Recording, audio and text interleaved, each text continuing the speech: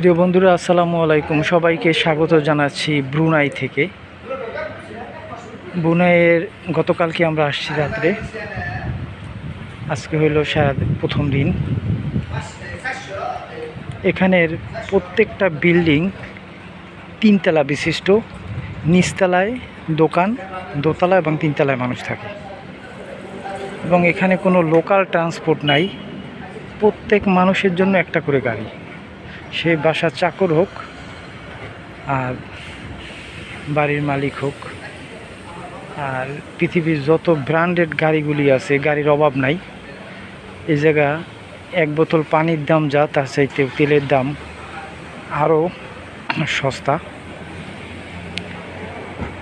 রোদের তাপ মোটামুটি ভালোই, উঁচা নিচু পাহাড়ি এলাকা আছে কিছু। আমরা আছি একটু শহরের সাইডে, তারপরেও আমরা ঘুরে ঘুরে শহরে যাব। এই জায়গার জাতীয় যে মসজিদ, যা পৃথিবী বিখ্যাত মসজিদ, সেই মসজিদগুলো আপনাদের দেখাবার চেষ্টা করব। প্রিয় বন্ধুরা, আমরা এখন সেই ব্রুনাইয়ের বিখ্যাত গোল্ডেন মস্কে যাচ্ছি। যাওয়ার পথে এই রাস্তাঘাটের কিছু হালচাল আপনাদের সামনে উপস্থাপন করার চেষ্টা করছি। এবং ব্রুনাই সম্পর্কে একটু বলে রাখা দরকার, ব্রুনাই হচ্ছে এই দক্ষিণ এশিয়া না, পৃথিবীর মধ্যে একটা বিখ্যাত দেশ এই কারণে যে সম্পূর্ণ 100% কোরআনের সুন্নাহ অনুযায়ী এই দেশটি চলে। এবং এই দেশের যে সুলতান, যিনি রাষ্ট্র পরিচালনা করেন, সেই সুলতান কিন্তু একজন কোরআনের হাফেজ।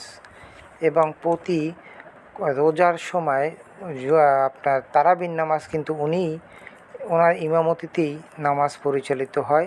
তা লাস্ট 2-3 বছর ধরে হচ্ছে না ওনার তত্ত্বাবধানে, কেন উনি একটু বয়স্ক, যার কারণে হচ্ছে না, কিন্তু উনি কিন্তু কোরআনের হাফেজ।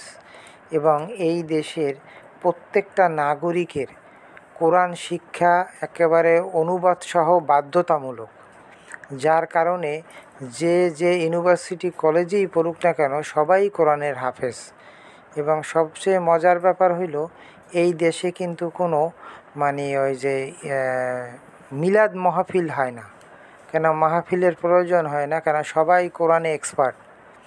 এবং এই দেশে পুরুষের চেয়ে মেয়েরাই বেশি চাকরি করে বিভিন্ন অফিস আদালতে। আর সবচাইতে মজার ব্যাপার হচ্ছে, এই দেশের কোনো নাগরিক কিন্তু ব্যবসায়ী না। কেননা ব্যবসায়ী না এই দৃষ্টিকোণ থেকে যে কেউ ব্যবসা করে যদি কোটিপতি হয়ে যায়, তাহলে এই দেশের সরকার সুলতানের যে সরকার, তার আইনই হচ্ছে সরকার।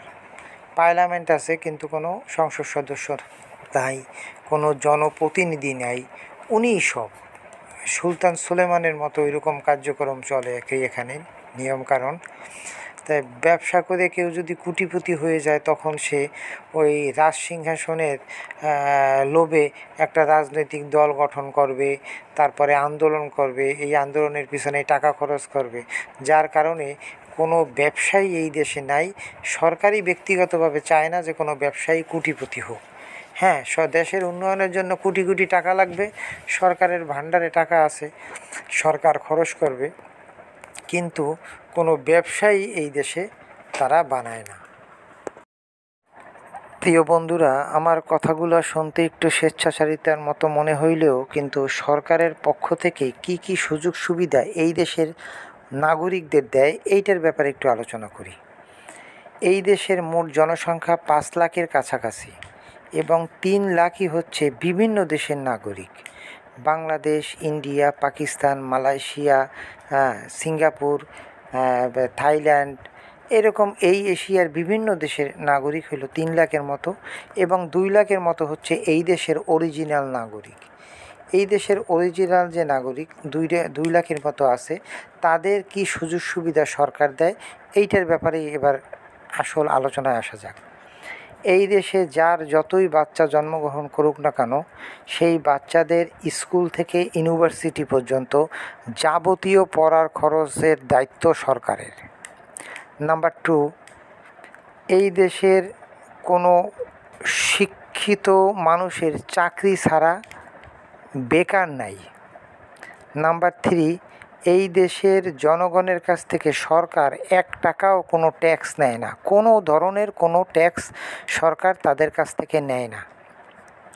এই দেশের সরকারি যারা চাকরি করে তাদের বেতন অনেক উচ্চমানের বেতন, এবং যারা শিক্ষিত না তারা এই দেশেরই বিভিন্ন শোরুম দোকানে চাকরি করে। যে কোন দোকানে? যারা ইন্ডিয়া, পাকিস্তান, বাংলাদেশ বা চায়না, এদের যে বড় বড় শোরুম আছে, দোকান আছে, এই দোকানের কর্মচারী হিসাবে চাকরি করে, এবং এদের বেতনও মোটামুটি হাই স্যালারি।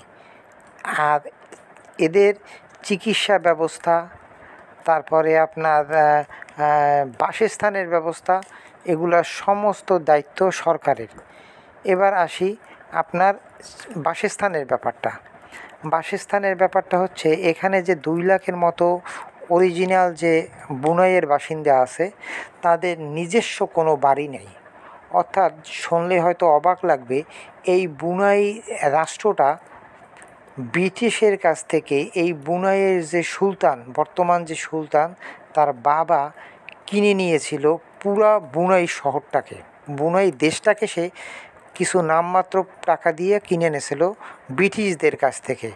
এবং ব্রিটিশরা যখন এখান থেকে চলে গেছে, যাওয়ার আগে এই দেশ স্বাধীন ঘোষণা করে দিয়ে গেছে, এবং এই দেশের পুরোপুরি মালিক কাগজেপত্রে, আন্তর্জাতিক স্বীকৃতভাবে কাগজেপত্রে এই সুলতানের বাবার নামে এই পুরো বুনাইটা লিখে দিয়ে গেছে।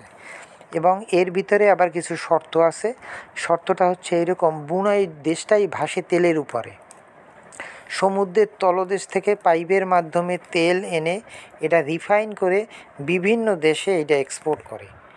সেই এক্সপোর্ট করার জন্য এই তেল থেকে যত টাকা উৎপাদন হবে, আয় হবে, সেই আয় থেকে 1 ভাগ নেবে বুনাই সুলতানের পরিবার, 1 ভাগ জনগণের উন্নয়নের জন্য, এবং 1 ভাগ ব্রিটিশ সরকারকে দিয়ে দিতে হয়।